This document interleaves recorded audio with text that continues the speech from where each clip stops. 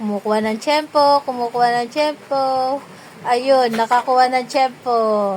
O pagkuha, pagkuha sabay tago. Mautak to si Shelo eh.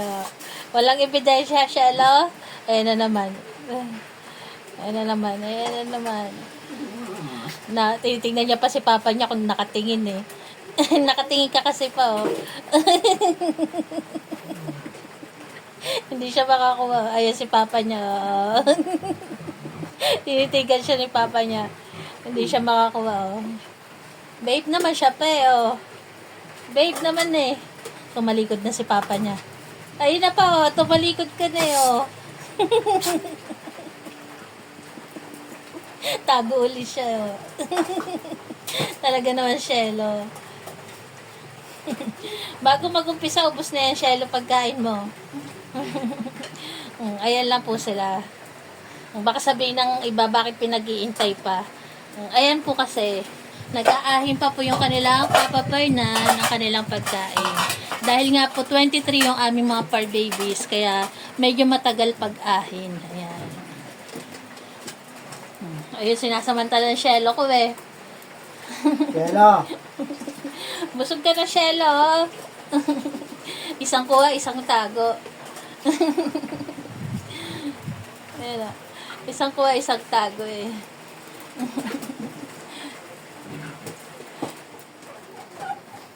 Panginoon, magandang tanghali po sa inyo. Kami po ay nagpasalamat sa muling biyaya na pinatag niyo po sa amin sa magandang ito.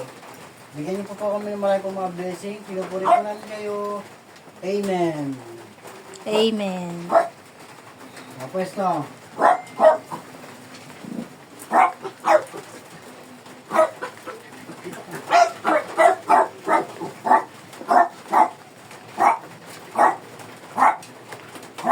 Kain na. Doon sa dulo, Copper. Doon ka sa dulo, Copper. Alam ni Copper eh. Kay Cherry ang isa. Cherry, dito ka sa bangko. Cherry, ano ganito, Cherry? Laging gusto ni Cherry dito sa bangko kumakain eh. Sabaw. Matapon yan.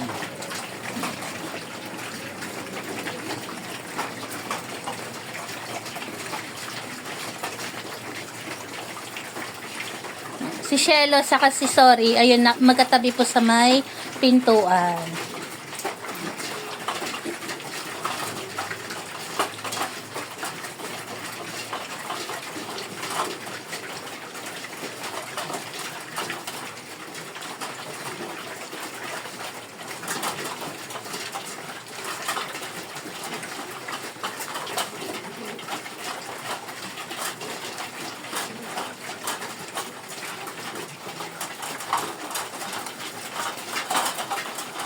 Sa makakapansin po, si Copper, etong pangalawa sa baba ni Cherry. Eto to. Ayan, si Copper po, kaya siya payat. Ganyan lang po talaga yung katawan niya. Baka po kasi may makapansin na payat si Copper. Si Copper lang po yung pinakapayat sa aming mga par babies. Pina-check up na po namin siya. Bali, 2 vet na po yung pinuntahan. Ay, isa pa lang pala. Pero 2 beses na po siyang napa-check up namin. Okay naman yung kanyang kalusugan. Wala siyang ibang problema. Yun nga lang, sabi po, nung nagtanong si Papa Fernando sa vet na pinagpapa-check up ni Shelo, sabi po baka meron siyang ano ba yun? Hypertension ba yun? Nakalimutan ko eh. Baka daw po kabaligtaran. Imbis na yung pagkain niya, ma-absorb ng katawan niya, madaling matunaw. Kaya ganyan, di siya tumataba. Baka ganun yung sakit ni Copper. Kasi sa ngayon, di pa siya nadadala ni Papa Fernando. Kasi nung dati, balak ni Perna ipa-check up, wala naman silang T4. Kaya hindi siya natuloy ipa-check up dun sa pinupunta ni Papa Fernando sa Dasma. Dito naman sa Hamir, nung pina-check up si Copper, wala naman ibang nakitang sakit sa kanya. Sadyang ganyan lang siya payat. Iniba na po yung pagkain niya, iniba na rin yung kanyang mga vitamins, pero wala, hindi talaga siya tumaba. Ayan. Paliwanag lang po para sa mga magtataka kung bakit meron kaming payat na par babies. At ayan na nga po, nakaraos ng kanilang pagkain. Maraming salamat po sa tumapos ng video na to. Sa aming mga followers, salamat po sa matyagang panonood sa amin. Yan. Salamat po. God bless po sa atin.